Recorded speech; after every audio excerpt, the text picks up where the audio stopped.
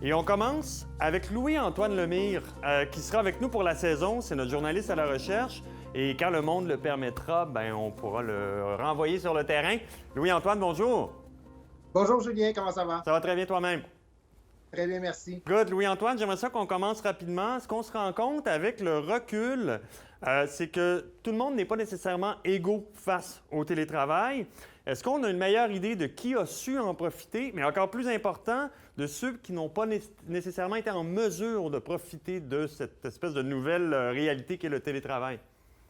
En effet, je voyais une étude de l'Institut national de la santé publique du Québec qui relevait que les 55 à 64 ans, ainsi que les gens un peu moins éduqués ou scolarisés, et les individus demeurant dans des milieux ruraux sont moins avantagés par le télétravail parce que souvent, ces gens-là vont travailler dans les usines, les commerces au détail. Donc, évidemment, ils ont été fermés, ce genre d'industrie-là, pendant la pandémie. C'est ce qui cause, c'est ce qui explique le fait que cette clientèle-là, ça a été un petit peu plus difficile pour eux, le télétravail.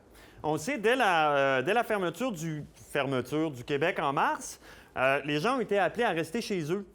Mais c'est quand qu'on a eu, je dirais, l'heure de pointe du télétravail? C'est quand que c'est devenu le plus répandu? Au niveau de la proportion, on parle de 50 donc un Quand même. Québécois sur deux entre le 21 mars et la mi-avril. Le pourcentage a diminué un petit peu pour s'établir à 40 Ça, on parle à la mi-mai. OK. Je sais que tu as parlé à un de tes amis qui travaille pour la fonction publique. Qu'est-ce qui t'a témoigné, transmis par rapport à son expérience en matière de télétravail?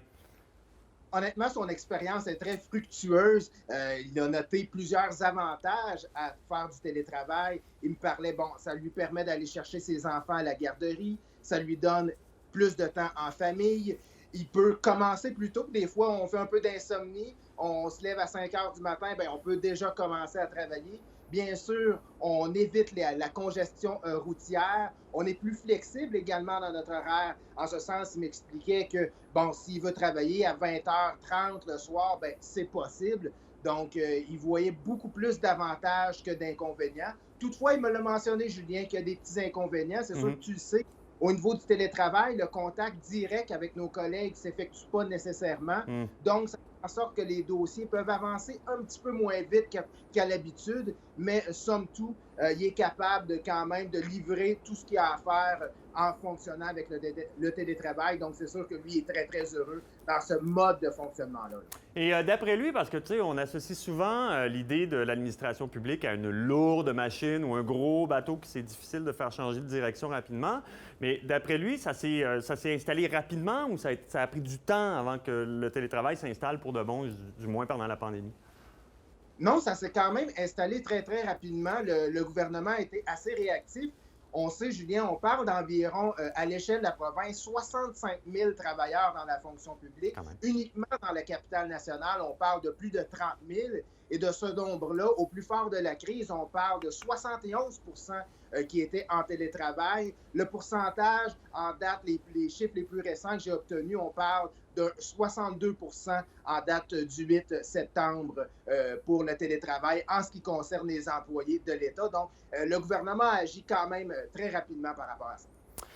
Ça reste élevé quand même, 62 quand on sait... là, évidemment, on nage un peu dans l'inconnu, hein, parce qu'on vient de replonger dans une drôle de période, mais quand on sait qu'on a réouvert les tours à bureau, donc à 25 d'occupation, mais ceci dit, je trouve que ça reste beaucoup à 62 c'est impressionnant. Oui, bien c'est ça. Comme tu l'as si bien dit, le taux maximum de capacité des tours de bureau, on parle de 25 Et puis ça, ce 25 %-là, c'est pour garder un certain équilibre finalement entre le travail à la maison et le travail au bureau. Évidemment, on veut éviter de propager le virus et de diminuer les risques. Donc, c'est pour ça que les autorités gouvernementales ont pris la décision de limiter ça à un quart d'habitation pour leur tour à bureau. Finalement, et on termine là-dessus, on s'en rend compte, là, il y a un flou juridique autour de la notion de télétravail. Est-ce que le gouvernement s'est penché sur la situation? Est-ce qu'on s'attend à quelque chose dans les prochains jours, semaines, mois? Oui, le gouvernement songe à présenter une politique cadre du télétravail. OK. Cette politique sera présenté au Conseil du Trésor cet automne. Donc, on veut voir l'orientation, ça va avoir plus tard parce qu'on sait, bon, nous sommes dans la deuxième vague actuellement. Qu'est-ce qui va arriver dans les prochaines semaines, prochains mois? Donc, les autorités gouvernementales veulent se pencher sur le sujet. Bien, merci beaucoup pour ce tour d'horizon, Louis-Antoine. On se reparle bientôt. Merci. Salut.